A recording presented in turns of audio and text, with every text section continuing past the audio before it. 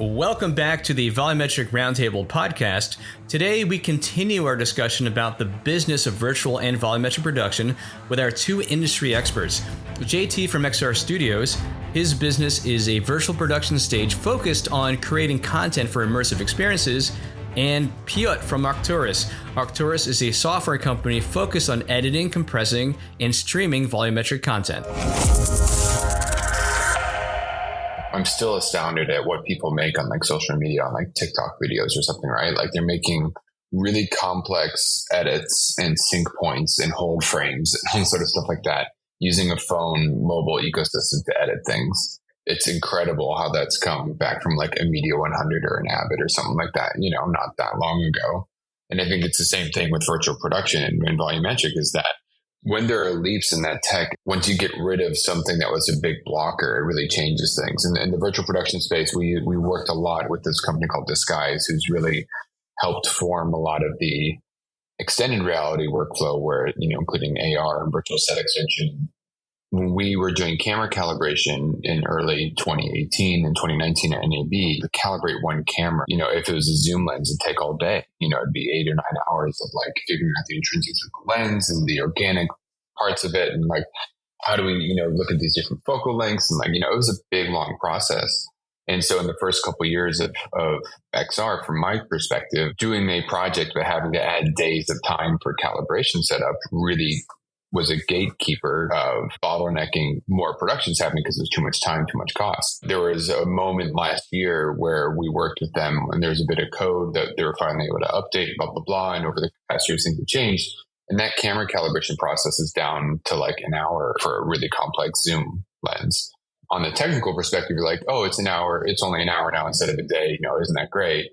But on the business and the ecosystem side, it completely blows open the door of, you know, that budget limit of someone coming in for a day now instead of 4 days is huge because it creates this big snowball effect. So very specific example, but like as soon as you get these time jumps is when all of a sudden it goes crazy. You know, real-time content is one of those real-time rendering. So I think we're at that moment where there's enough of those things happening that for volumetric, I feel like we just need that one more jump there. And I agree with you guys. It's not that far off.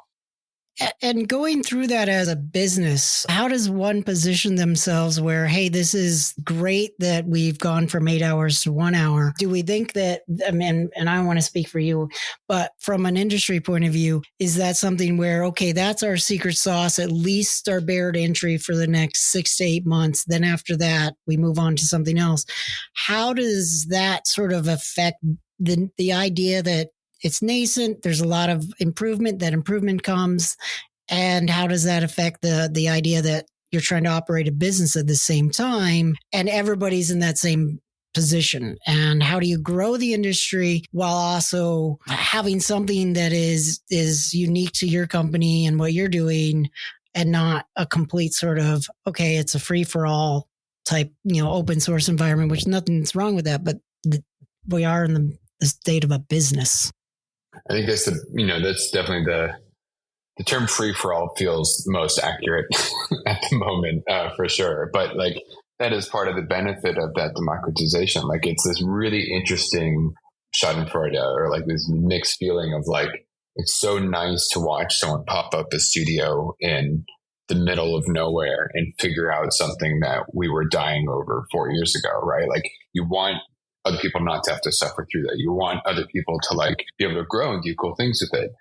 But the hard part from a business perspective, like you say, is like, you know, if you build a foundation of something, assuming on these certain factors and those factors all go away or become free, you have to reinvent your business. You have to take those foundations and completely grow and change with them. So it has been a massive challenge. And I think the interesting thing about it is that virtual production, especially, which I think also, you know, volumetric is probably similar to this because you have so many cameras to consider, and LED studios and LED stages doing virtual production in camera VFX, whatever you want to call it. It's really interesting because it's a huge mix of software and hardware. It's really physical. You know, you're buying LED screens or renting LED screens and cameras and lights and power and internet and like all that sort of stuff. So I think it's a really interesting mix of like, it's the mentality of a software startup, which typically has low overheads, And a lot of those people who are on a software standpoint are raising much of VC money or, bootstrapping and or doing whatever they need to do and buying millions of dollars worth of equipment. And I'm just a little concerned sometimes that a lot of people are considering depreciation or how you're amortizing those costs or what's the ROI of that particular tile. And there's a lot of stuff to all of a sudden get into the hardware game. And so I think that's what's really interesting is what we're seeing is a software driven mentality as a business, as an industry, but with a lot of overheads involved. And I don't know if those two things work very well together.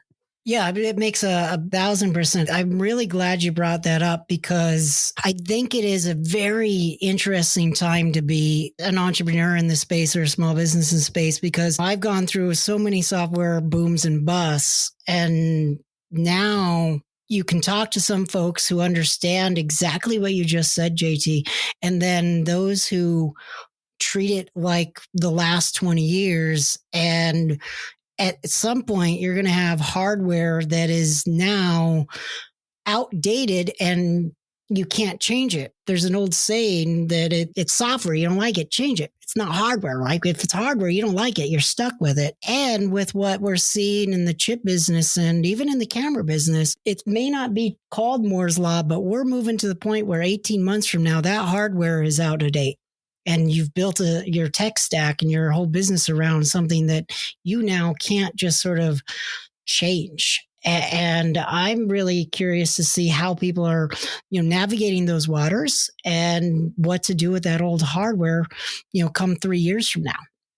And I don't know if you guys have heard it, if anything, but it's a conundrum.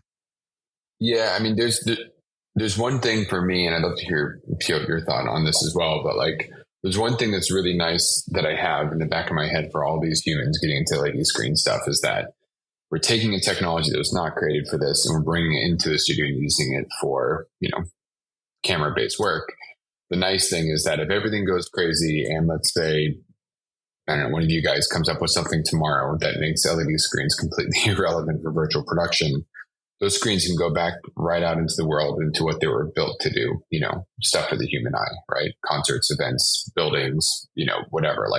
There would be big fallout and big problems, but it's not like investing in a hard drive in the mid 90s that became irrelevant, months later. There's still good use for that. So there's a little bit of peace there, but I'm really curious with your guys' thoughts on the camera side.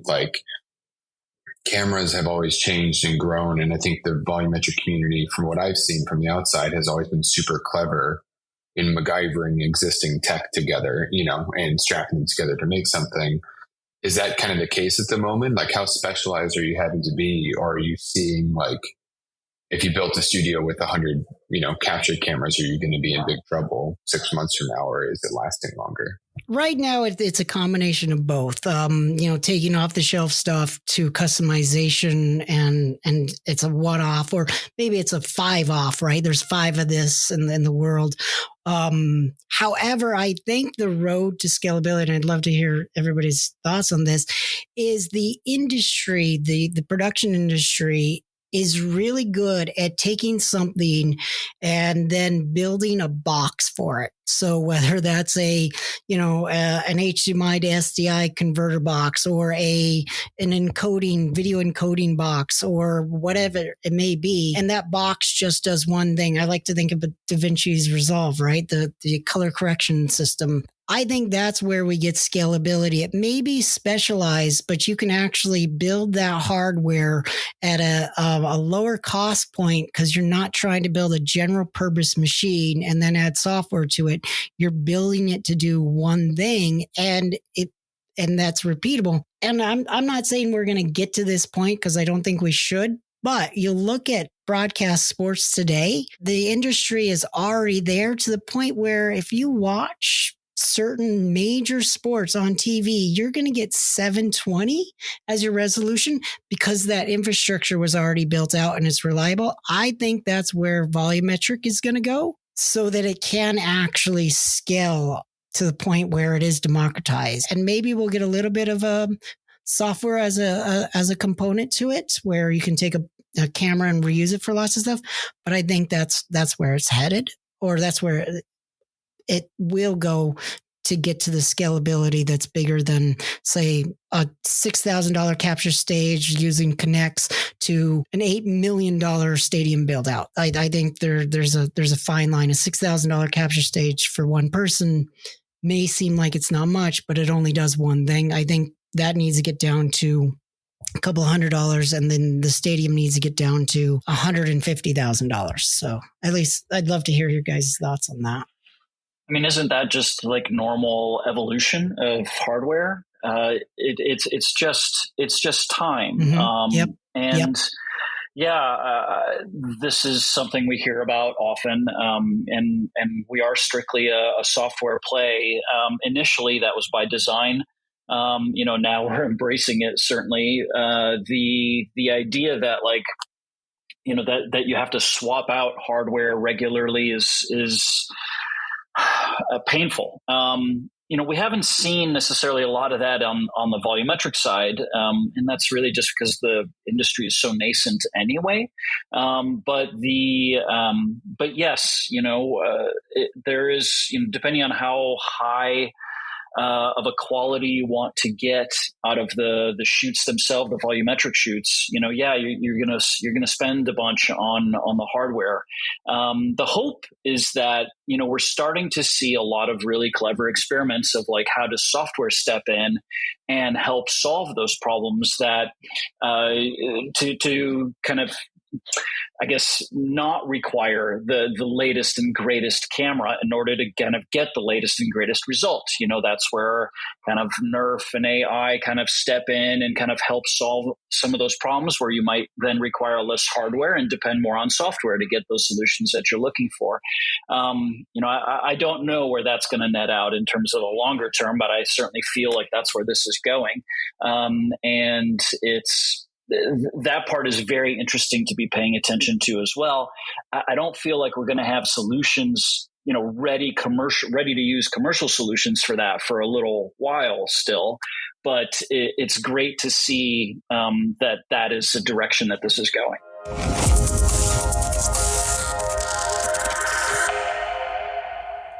So from other challenges, we've spoken about the workflow challenges are there, the capital costs and the equipment versus dealing with just the software industry, and then the growth of the industries. I guess then with all that in mind, where are the opportunities for a business getting into this space or already in this space over the next, say, 6 months, and then after that, the next 18 months? And how do you advise anybody that's on the fence about getting started or even working with a partner to get in, and any advice along those lines? In the same way we talk a lot with educational programs in schools and stuff like that, I'm sure that comes up from the volumetric world often as well, as like people are seeing the flashy tech and something shiny going, oh my gosh, we need to get into this. We need to train people for this.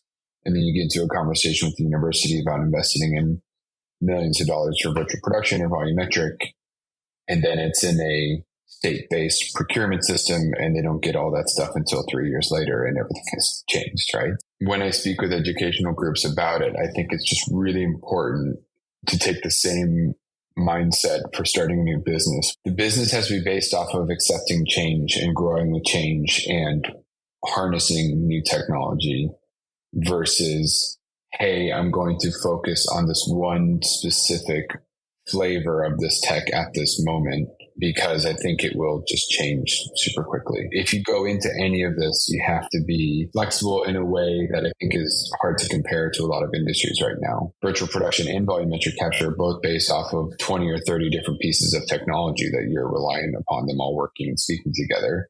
If one new player comes in and replaces 15 of those, that's something that happens what feels like on a monthly basis right now. The truth we had 6 months ago is not the truth now. That's something, if someone's getting into this 12 to 18 months or even the next 6 months, you just have to be ready and able to change and to grow and build a structure of a company. And we're having to evolve right now. We change weekly, and it's quite disruptive as a business and as a team. And we're trying to figure it out just like everyone else. But one thing that holds true is that you have to be flexible. Couldn't agree more, JT. I mean, that's a solid view. Flexibility is key.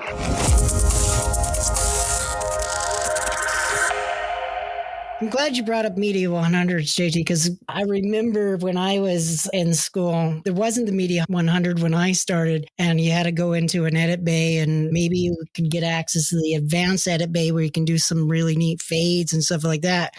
And then all of a sudden, my junior year, somebody put together the opening to a TV show, and I was like, how did this freshman be able to do that? And it was just editing on a Media 100, and it really did change everything. And I was thinking, are we in some ways repeating something like that where it was NLE, then it was the move from film to digital, and each of those opportunities changed the industry. There's no more dailies. The growth of an NLE editor and how much you can grow a career around that really spiked, and now it's sort of leveling off. Is there anything we can look back and then use that to move forward? Maybe there's something there in the content industry that you saw too that we can leverage. Actually, one thing that I compare it to often, I don't know if you guys know Tim Moore from View Studios or View Technologies down in Florida. He's done a bunch of LED studios. He has a company called Diamond View, which is a commercial production company. And he caught on exactly at that moment when in the camera space, when all of a sudden DSLRs were able to do video. And if you guys remember this moment, like the Canon 5D, that's I'm quite young. That's when I was in college. But when that happened, for me, I remember I did my college thesis film on a Canon 5D, and it allowed me to do something that looked like something that would have cost like literally 10 times the cost. And I think he pointed that out as well, is that when something changes so drastically, but the quality remains the same, is when things get really interesting and disruptive. And I think that's kind of like, a lot of rental shops and camera teams and people like that, like it really, really interrupted the production space when all of a sudden some guy with a $2,000 camera could make something that looks like $100,000 production with the full crew, and what at the time was still kind of closer to film than the digital cameras. Learning from stuff like that when something changes at like a 10x factor is, I think, what you see on the other side of it. If you look back in history, are the people, again, like who adapted and who changed, versus kind of crossing their arms and saying like, oh no, that's a toy, that's not really going to work. I do think there's a lot of learning, but it is interesting that does repeat itself because that's just the nature of humans. But I do think if you can harness new technology versus being too stuck in it, I think that's the real win. But it's easy to say and hard to do. JT, I love that actually, because it makes me think about, there's a second piece to all this. Denny, you touched on at the very beginning, certainly JT talked a bit about it too, is we're seeing not just a technology revolution and like how we're using tech and what that tech can get us to accomplish, but we're switching from a 2D world into a 3D world. And so it's almost like there's two revolutions happening at the same time.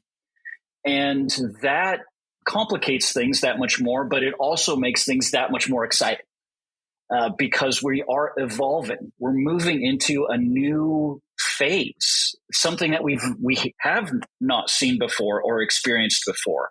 And a lot of that is so fresh and new that a big part of why this has been slow going isn't quite the right word, but like people kind of learning that these volumetric and volumes result in three-dimensional experiences, not just 2D. So like most of the things that we talked about today kind of ultimately get applied into a 2D environment. But because there is this other thing that's happening at the same time, it kind of amplifies this whole conversation into what is our spatial world look like, and how does the stuff that we're creating today kind of apply into that new paradigm that is really really fun to think about.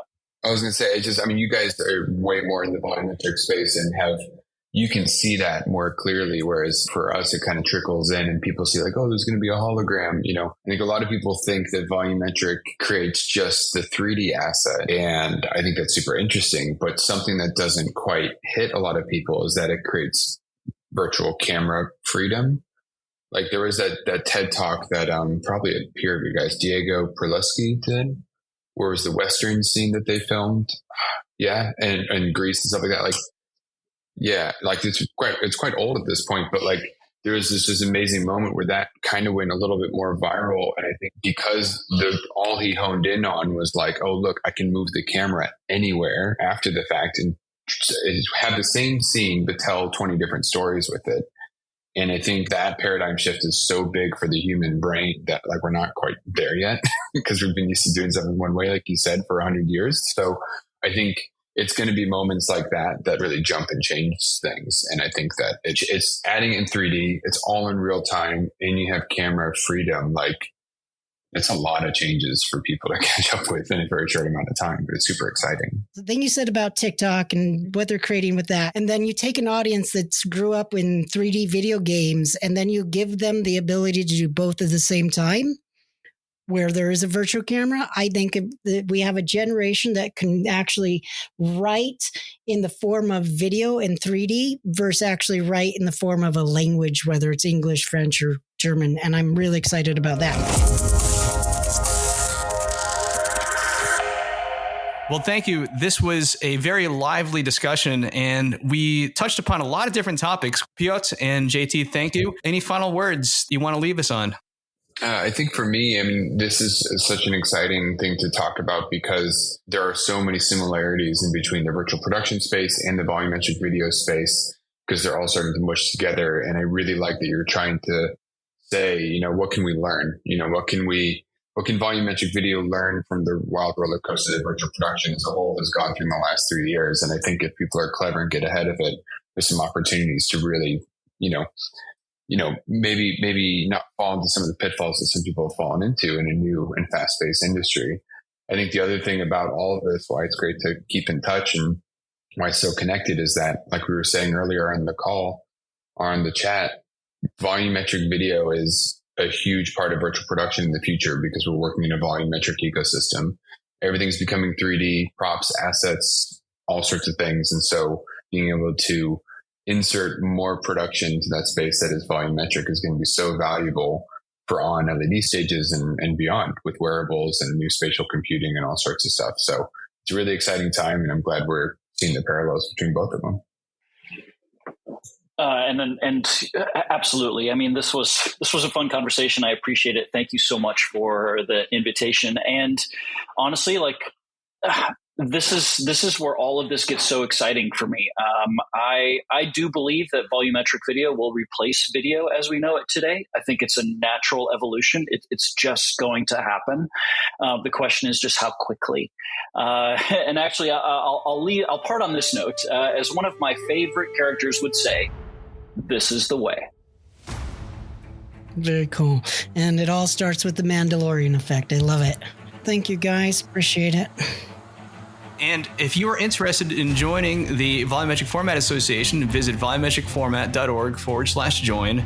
It's free to join as a community member. So to learn more about the VFA, that address again is volumetricformat.org/join.